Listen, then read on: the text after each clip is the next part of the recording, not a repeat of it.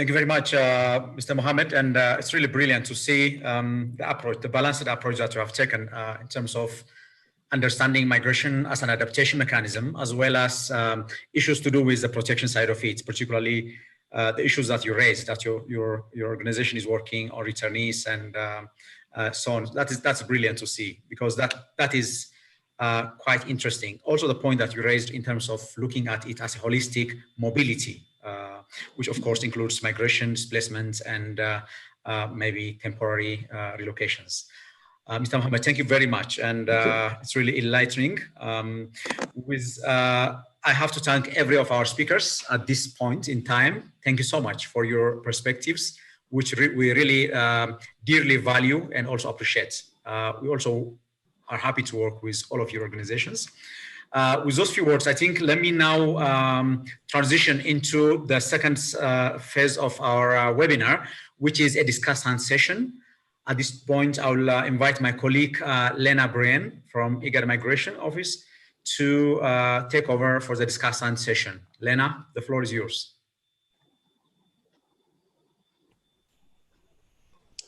Yes, hello everyone. I hope you can hear me. So my name is Lena and I'm the Disaster Displacement Advisor. And as Ahmed already said, I'm part of the migration team, which is based at the Djibouti headquarter and Djibouti IGAD headquarter. So I will take you through maybe before we are entering into the question and answers section. I think I will just speak quickly about the priorities we have from IGAD side in this regard. And I think also in the interest of time, I think I can do it quite quickly because actually you will see that most of the issues that I will mention right now has already been raised in the presentations before. So I'm really glad for this webinar to take place because it is always very good to bring all these different partners together, and we are working on the different lines and streams together. So it's good to also have once a combined discussion, and then we can see how we can actually move this forward. So let me maybe quickly start with like the priorities from our side. So as it was already mentioned, I think both Madeline, Nina, but also Mohammed, you also touched on the policy side. So there are actually lots of different policies which are already existing. So we at IGAD, we are kind of looking first, of course, also at the global policies which are existing. So as we already have seen, there are many different policies at the global level which are directly relevant in the area of climate change, migration and displacement. So we do have the SDGs, we have the Paris Agreement on climate change, we have the Sendai Framework on Disaster Risk Reduction, we have the Global Compact on Migration and the one on refugees. We have the Nansen Initiative Protection Agenda. And there are different policies. So what we are trying to do is also that we make the link between the global policies to link it to the regional policies, but then also bring it down to the national level. So at the regional level, what we are working very closely with is that we're trying to make sure that the Kampala Convention is ratified and also implemented within the IGAD region. And then, Nina, you already mentioned the Free Movement of Persons Protocol. And this is actually a very great opportunity in the area of disaster displacement and climate-related migration. So this protocol, it has just been endorsed last year. So this protocol is actually the first one, the first Free Movement of Persons Protocol that has a specific provision directly speaking towards these people who are affected by disasters. And it is a great provision because it actually, on one hand, of course, it facilitates the entry and the stay of these people when they have to move in another country. But it also is very proactive because it also says that it also allows the people who are moving in anticipation of a disaster to happen. And the last point, which is actually very progressive, is that it also says that as long as it is not reasonable or possible to return to your country of origin, you this person can actually can stay in the host country as long as this is actually possible to return. So it is a very great tool, and we are very happy that disaster displacement is so prominently addressed within this framework. And it will be a great opportunity also when we enter into the next phase of implementation. And then coming maybe to the national level.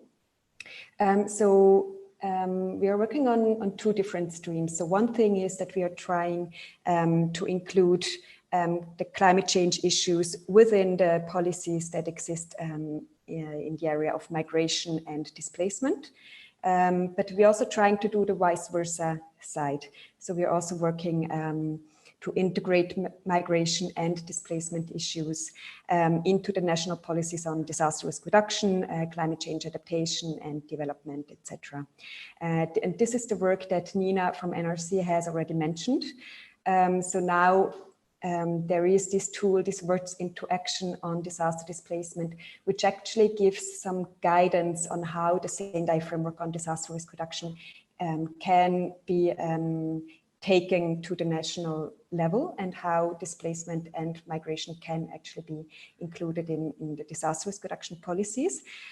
So as Nina already said, I will quickly mention it. We already did a mapping, to have an overview of the different policies on disaster risk reduction, climate change adaptation and development, and how they address displacement and or migration in these policies. So we did already this mapping. It will be published very soon. So it is still at the layout stage, and we will disseminate it, of course, widely once the layout work has to be done. But of course, this was only a mapping, this was a desk review, and now we enter the next stage. We want to have the discussions with the member states to also set their priorities and see who is actually interested to take this work forward, so that we actually can see how we can better integrate these issues, so that we in the end have this kind of all-over approach, that it is kind of really included in all the different policy streams that are existing. And then maybe the second point I'd like to make, which is very a high priority within the IGAD region, and as we have heard also in the discussions before, is kind of the data and knowledge in this area, which is extremely important, because if we don't really have the data, if we don't really know the phenomenon very good, we cannot really have this proper, we cannot really have the policies which are adapted to the reality on the ground. So what we are doing is actually, it was also mentioned already, that we are trying, I think, Bina, you mentioned it, that you at IDMC, you already have these models where you actually are trying to forecast and model how many people are likely to be displaced in the different scenarios, and are integrating all these different pull and push factors into this scenario. So we are trying to also bring this work together, so that both the climate predictions that are done by the ICPAC Center, that they also integrate the displacement and migration side of it, so that we have a better overview and a better forecasting system, so that we also have a better information sharing tool that also in the end trickles down to the local level. And then what we're also trying to do is that because there is always the seasonal meetings of the Greater Horn of Africa Climate Outlook Forum. I think many of you who are now in the call, you are probably familiar with ICPAC's work, but this is kind of to give the seasonal forecast for the next few months. So, and here we're also trying to better integrate the discussions on human mobility within this fora. So with this, we really hope that we kind of break down the silos between kind of the climate change and the migration discussions, but we really have this integrated approach. So maybe I will stop here. We will be very happy to answer the questions, but maybe also just kind of to react to some of the presentations that you have done. and some questions, some follow-up questions from our side to the panelists. So maybe if I may, Bina, if I can start with you very quickly before we open up the floor for all the other panelists to, not panelists, but listeners to ask their questions. I think it was very interesting actually to see kind of to see the different numbers and to see also the challenges that are existing, especially in the area of to have the figures on slow onset events and how many people are likely to be displaced if there is a drought, for example. But maybe it would also be interesting, so what you would see as one of the biggest opportunities when we look into the next phase, because we know the challenges are there, but what do you see can we actually do to overcome this challenge?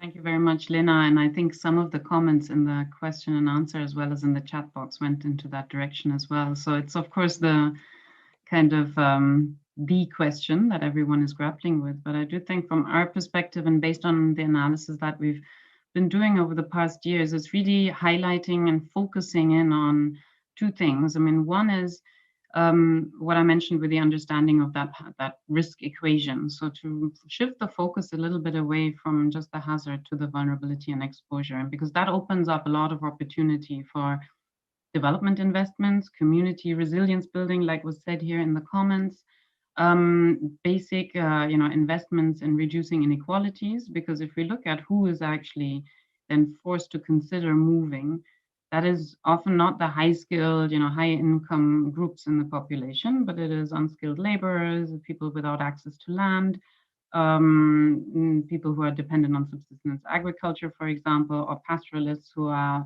not able, for example, to cross borders and move according to their requirements.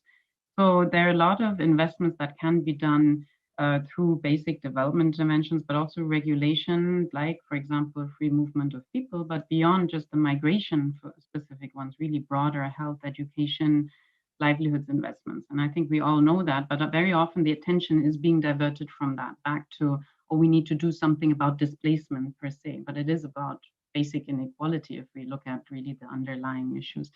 And then secondly, I think in terms of the numbers and to understand where do we really find where the hotspots are, where should we focus our attention, I think we need to be clear about the different approaches, and it's great that you're doing a mapping also of what is available. And I think we're doing the same in terms of the tools of what's available in our understanding. And so because some of the predictive models and types of numbers that we put out are maybe more geared towards early warning, but they don't help in prevention. They just help in preparedness and then maybe preparing better for an effective response, as well as then the follow-up, immediate follow-up. But to really invest in preventive approaches, we will need much more longer-term range scenarios that you, I think, mentioned earlier on, Lena, and really to support a prevention agenda. And a lot of it is possible because it's really about there are a lot of innovative, I think, in just investment planning approaches where you can frontline, development investments into hotspot areas if you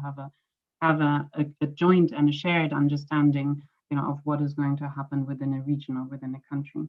I'll just stop there, but there's more to be said, of course, but I'll leave the others. Thanks a lot, Bina, and it is very good to see also that there are actually possibilities, and I think we will be happy to also touch base after the webinar, and anyway we will be in touch to further see how we can actually collaborate in this regard together. And then maybe let me move to the next presentation, Nina, from you. I think it was very interesting also that you because I think very often there is also a confusion of, are there really different protection needs for the people who are displaced in the area of climate change or disasters? Is it similar to the conflict displacements, or is it actually different? So I think it was very interesting, the slide that you have presented, to really show kind of the similarities, but also the difference which exists in this regard. And also maybe just coming to the work that we are actually all of the panelists who are here online are working together, which is the words into action on disaster displacement and how we can actually bring this now to action on the national level. I think you mentioned also that you have done different reviews in different areas all over the world. And I think it would be very interesting to know if there is some kind of I think you said that there are, like, each of the regions has its own particular issues, but it would be interesting also to know if there are also some things actually to learn from the other regions, because I think in the other regions you are already one step further. So I think it would be helpful also when we are planning from IGAD side, kind of the next move, to know what we can learn from the other regions.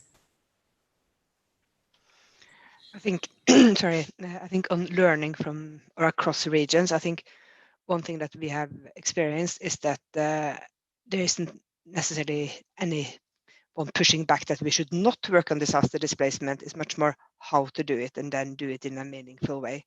And I think if you then, as you say, what are the regional specificities, sorry, I can't pronounce it correctly, but I think as IGAD, with the free movement of persons protocol, you have a very unique starting point, because you have a basis that is regional and agreed on high level, which means that you kind of have crossed a lot of barriers when it comes to the cross border movement linked to disasters.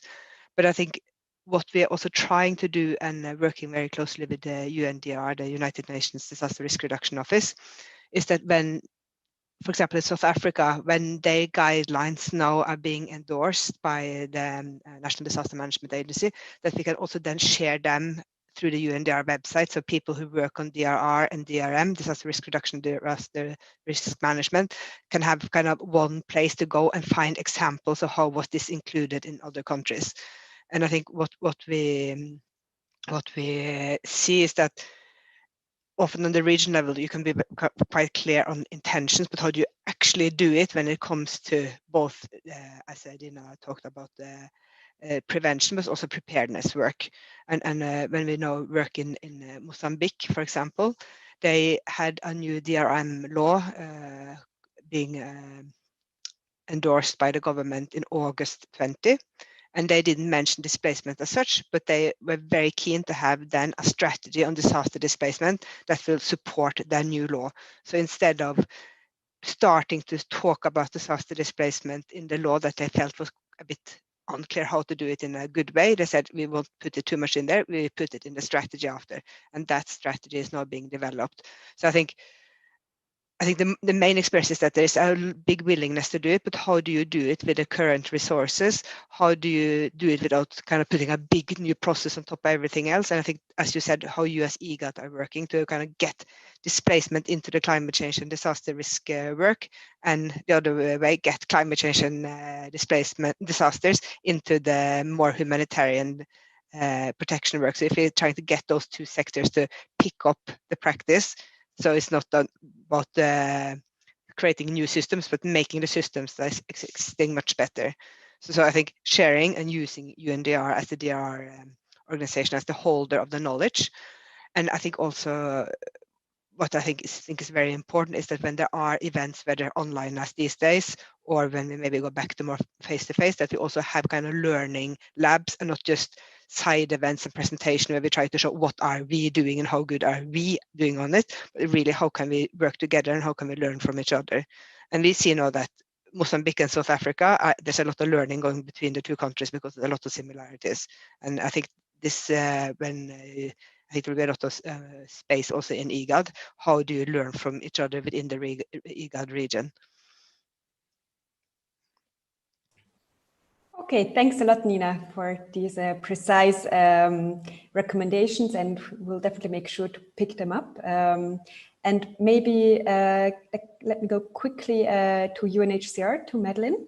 Maybe one very specific question to you, because I think it was very great to have this overview of all these different policies and legal frameworks that exist in this regard. You have said, well, very often it is actually a combined factor. There is also the you're having the discussions on using the OAU convention, which is also very interesting because actually in the drought situation that was in Somalia in 2012, this was actually the instrument that was used to grant refugee status in the neighboring countries. But of course, it is not systematically used, and there is the possibility to actually do that. And now, in addition to that one, we do have the free movement of persons protocol, which is also very important and actually a great tool to better protect these people.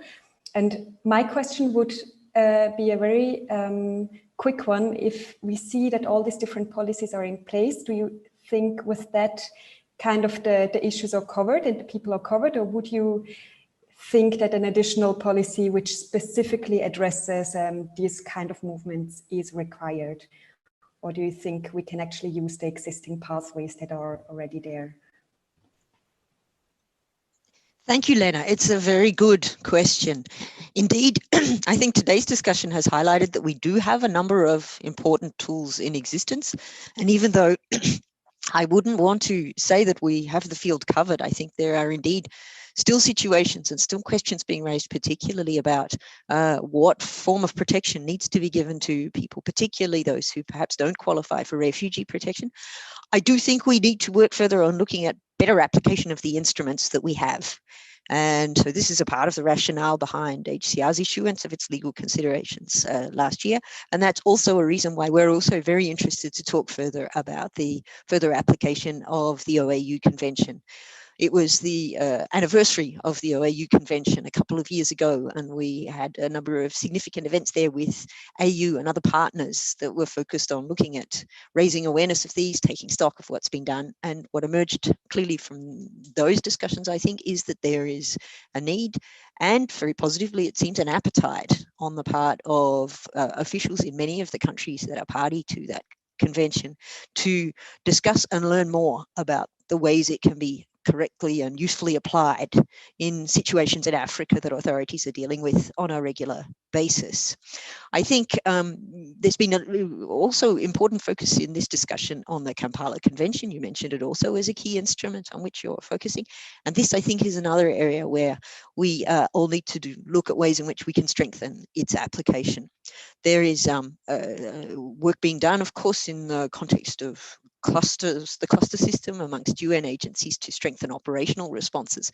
But I think indeed also greater work to ensure awareness and understanding of Kampala and ensuring that the rights that it sets out on paper are going to be accessible in practice for people under its scope is going to be extremely important. And perhaps I can also say in that regard that UNHCR and IOM are in the course of finalizing right now a study that looks at the ways in which IDP protection mechanisms need to be better applied in key countries in which there is significant risks caused or linked to disasters and climate change, and Somalia is one of those, also in the IGAD region. So we hope that might also inform greater reflection on how to use these ones more effectively. Perhaps linked to your question, Lena, there's one more element I could raise, and I raise this also because I see there's a number of questions in the chat about it. And this is the question of gathering and having data. And I think this is also an area where we all need to think about ways in which we can do better. Bina, of course, has highlighted what IDMC is doing, and they are really just the leaders in the field with regards to gathering data on internal displacement in that regard. But the truth of the matter is that I think as regards cross-border movements, we do need to look at ways in which we can strengthen our data gathering in order to better inform policy making and responses, both at policy and operational level. One of the participants has asked the question, why is it so hard to get data on, and in quotation marks, climate refugees? No, bearing in mind this is a confusing term. And the part of the challenge, in fact, in answer to that question, is that when people seek asylum, usually the statistics that are kept on those claims do not disaggregate or break down the numbers by reason for the claim or the grounds that have been cited by that person, whether or not it relates to persecution, whether it relates to conflict or to climate. And the truth of the matter also in reality is that often people are moving for multiple reasons. So it's a challenge to get data on this, but I think as we all, as international organizations, as regional bodies, also to academics and authorities out there that are working on this issue, I'd put out a plea perhaps for us to continue to focus on this, but be aware also of the complexities around this. It would be a mistake, I think, to try to reduce movement down to one factor and say this is the decisive one, because the reality is these are complex phenomena. But this is also precisely the reason why we need to be working in partnership to overcome them, because there's not a single agency or authority that can overcome these challenges alone. It's precisely events such as this where we bring together people from different organizations and working in different disciplines that we're going to be able to more effectively master the challenge and find better solutions. Thank you. Thanks a lot, Madeleine, for the very comprehensive response. I think it is very useful to have this, this overarching words. And then last, there is Ahmed. No, sorry, not Ahmed. I think we haven't yet asked a question to Mohammed. So maybe if Mohammed is still online, because I think he was exactly also speaking about these issues. It was also that it is very complex, that there are many different drivers and push and pull factors. So also maybe from IOM side, maybe like in which are the key things that you are focusing in the next year? It would be good to know kind of which are your priorities you set to overcome this kind of challenge and have this broad overview. If you're still online. Ah, yes, I see Lisa. Hi, Elena. I'm very sorry, but Mohammed had to leave because there is a flashing meeting that he has with some of the Kenyan ministers. So he's asked me to answer the questions on his behalf. Yes, exactly as he mentioned, that challenge does exist to be able to identify who is moving in the context of directly because of climate change or environmental degradation. And I think this is one of the rationales behind Article 16 in the free movement, in IGAD's free movement protocol, that, you know, we try to ensure that we don't necessarily pinpoint specific people and ask these very specific questions because, you know, a lot of the decision is based on economic stresses as well, you know, difficulties to continue with an existing livelihood, especially in this region where we know most people are dependent on natural resources for their livelihoods. So yeah, in IOM this year, the areas of focus really are to strengthen, I think mostly the work that we do together with you guys, with IGAD, with ICPAC, and with ICPALD. We're very keen to support the implementation of the roadmap of the Transhumance Protocol. We think that pastoralism is a key group of people that we would like to work with in this region. And I think there is just, you know, in general, there is an awful lot of interest as well that comes up about the conflict dimension in relation to human mobility and climate change. These are things I think that we continue to address and continue to work with. And we see a lot of trends as well, you know, trends in terms, for example, of forced immobility, where people in IDP camps, for example, are becoming, where the displacement is becoming more and more protracted, and cycles of poverty are really impacting on a lot of communities. So we, you know, we work with a range of migrant populations, also, for example, returnees, people who return back to environmentally degraded lands, which forced them to move in the first place, and you know, they might return back and find themselves still in the same situation. So our focus also, looks at different things. It looks at facilitating migration for those who need it, but also stabilizing communities who are in climate fragile locations who may want to stay, and therefore making sure that migration is an option and a choice and not forced. So yes, that's in a nutshell, I guess, some of the work that we're doing, Lena. Thanks a lot. And I know, I mean, IOM, you're doing lots of different activities, so it was great to have it kind of in a nutshell, so kind of your priorities for the year.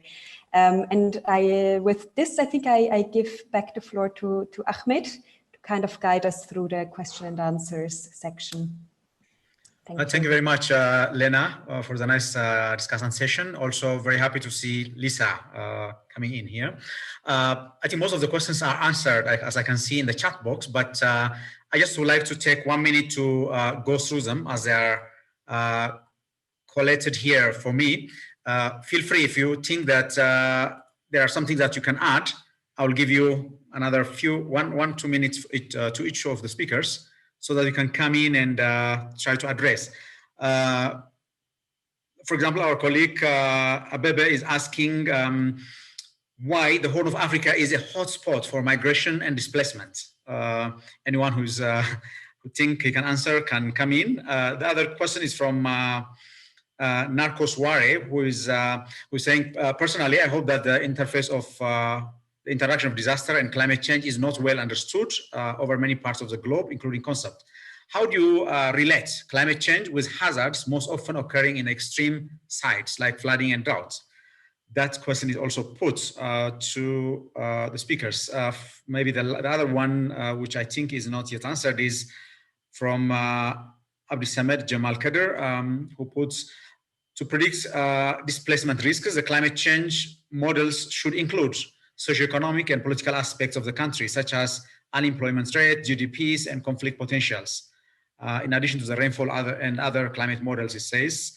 Anyone who would like to substantiate this point, again, you are most welcome. I think apart from that, the others are almost touched upon. So let's save our speakers and also our participants some time by not repeating, the questions and answers. So if I can start from Bina, do you feel you can come in any of those questions, or you are already satisfied? No, thank you, Ahmed. I did type a little bit in the question and answer box, so feel free to go and have a look also to the other participants. But definitely, I'd like to answer on just give 2 points by concluding also.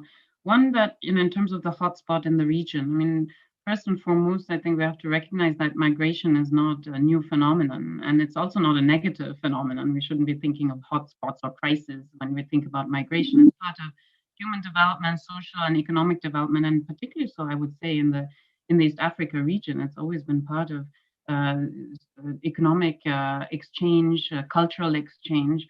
So migration itself, I think is not the issue here. Displacement, of course, is, and it is, again, as I mentioned earlier, a result of decades and centuries, actually, of specific types of political, economic, and environmental developments and decisions that were taken and a result thereof. So I do think that we have to answer the question differently, whether it's displacement or migration. And then in terms of the models, therefore, and it's linked to then this question of what should they include, is yes, indeed, that's critical to really look beyond, as I said, not just the hazard, but also beyond the physical kind of aspects of risk and of damage, and therefore then triggering displacement, but at the include the contextual drivers and all the indicators that contribute to this type of decision makings. And this is where I think that a lot of collaboration is needed, and particularly with the actors in the region, because there is such a lack of data to feed such complex models that do try to look at these different types of dimensions. So we're here to collaborate. I think all of us here on the call would be extremely interested to collaborate more with those actors in the region who are collecting this type of data, be it not just on rainfall, but on agricultural outputs, on different types of demographic data, environmental, etc. So just to close with that, I put in the chat box also a link to an exchange that we're currently undertaking in preparation of our global report, because this year it will focus on climate change and displacement. So we are already collaborating with a large number of partners, and I do think the region that the IGAD region is just such a critical one when it comes on to this topic. So it's an open invitation really to reach out to us, and we'd be happy to engage. Thank you very much. Thank you very much, Bina, and we're also very happy to engage with IDMC in that regard. We had, I think, a very good discussions with IDMC. I hope we'll continue that discussions to the future. May I invite Nina Birkeland, if you wish to come in and engage one of the questions raised. Thank you. I think a lot already was answered by Bina, but I think, again, if you look at this dimension between hazard and climate change, as Bina talked about in her presentation, the hazards are there and we can't really take them away, but we can do something to reduce the risk, and we can also do something to have less people being exposed to them and be more resilient than being exposed. So it's a little bit what can we do something about, and being kind of realistic about that. And I think this is, again, yeah, we can't, climate change won't go away even if we stop all emissions, it's continuing. So how do we adapt and mitigate it? So this is what we really need to work on. And the thing is that we know it's happening. We know a lot of what we can do. So as one of the participants asked about, but how do we actually take the action on it and not just talk about it? And this is, again, I think, how do we take this global policies down to concrete level, and not only regional and national, but down to the local level where people are experiencing this. The other small, tiny comment I wanted to make is that we very often talk about kind of the migration pressure and people moving along as if this is big. But I think what we often forget, many of us who sit outside the African continent, that the biggest movement of people within the African continent is not going north or east, it's going south. So again, what do we see as human mobility? And as Bina said, people move. It's trees who have roots, people have feet. Thank you very much, Nina, for that excellent point. In fact, the internal movement is much greater than, you know, the continental one, which is exactly right to bring to this point. May I invite Madeleine, if you have any point at this point you would like to answer? Certainly. Thank you again for the opportunity, and thank you for some of the really thoughtful and incisive questions. I've learned a lot just from looking at them. I'd like to touch on 3 points perhaps, and one goes to this question of seeking to have a broader perspective when looking at the kinds of factors that can predict the likelihood of movement or displacement. And I think this is a very important observation, because indeed it's often a complex interaction of factors that can result in this. I'm recalling some of the work done by UNDRR, the Disaster Risk Reduction Agency, in this regard, that speaks to the fact that it's natural hazards combined with vulnerability that can create risks and can, in many circumstances, compel people to move. A natural hazard which occurs in an area where there's very strong infrastructure and very strong support for the population and systems for making available humanitarian relief, for example, may mean that people are much less likely to be compelled to move because their vulnerability is less. So indeed, looking at all of these factors, I think, is very important in looking at what we need to reinforce resilience and mitigate risks. I think indeed there's more interest in taking this more holistic view of examining and assessing risks. UNHCR itself is also looking with some partners at what we're calling predictive analytics in that regard. And I remember a recent discussion with our special advisor on climate action, Andrew Harper, where he was talking about research that shows that apparently in some countries the price of goats is an indicator of the possibility of imminent movement, because if people are selling goats, then the prices of goats are going to go down, and this can be helpful in understanding what are some of the economic factors that are in play here as well. I'd like to also pick up on another question, if I may, that was raised by Andamlak right at the beginning around the situation of older persons and where they sometimes find themselves in countries that are at risk from climate factors.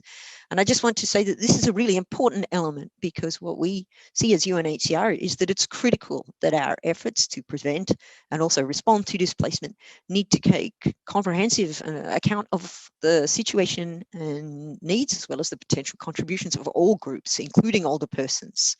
And this needs to be built into all of our work as part of an age, gender, and diversity sensitive approach. We see also that involving people themselves who are either seeking asylum or who are displaced in our efforts and hearing about their particular challenges, but also their particular insights from the point of view of different groups, can really help strengthen our responses and ensure that we are better placed to design these in a more informed way. So seeking to inform their participation in our discussions, not just ourselves as international organisation or humanitarian actors, is really a critical part of strengthening our approach in this area. So thank you very much. Thank you very much, Madeleine, again, for very nice perspectives. I think if I can give Lisa from IOM one chance, if in case you would like to address, Lisa, any points that you might have seen in the chat box or that I have raised earlier, you're most welcome. Thank you so much, Ahmed. I'll be very quick. I just want to again address the point that was made about, you know, the Horn of Africa being a hotspot of migration. Just adding a slightly different perspective, you know, kind of asking us all to be very aware of the narrative that we're using. Migration has historically been a strategy in response to environmental stresses. It's been used for decades, it's age old, and recently, or relatively recently in the last few decades, the narrative has changed, it's become politicized, and we need to wonder why that is. You know, why is it that migration is now being seen as bad, and we find these words like, you know, hotspot of migration, you know, kind of being said in a negative way. So as some of the other you know, panelists have already very clearly said, migration is actually a very positive thing. It's, you know, it really contributes to economic development. So I think, you know, it's just really for all the participants here who are listening, just to be a little bit aware of the narrative that we're using. That's it from me. Over. Thanks so much, Lisa, again, in bringing that aspect of migration, which is an age-old actually adaptation mechanism for most of the for many communities, particularly in the East African setting. I think at this point in time, we're a bit 10 or so minutes beyond our time. We really appreciate that. We did not drop so many people also, but we have to close it right here. I thank you very much, our great speakers, all participants. Thank you for your time. Thank you. Goodbye. Until next time. We'll see you soon.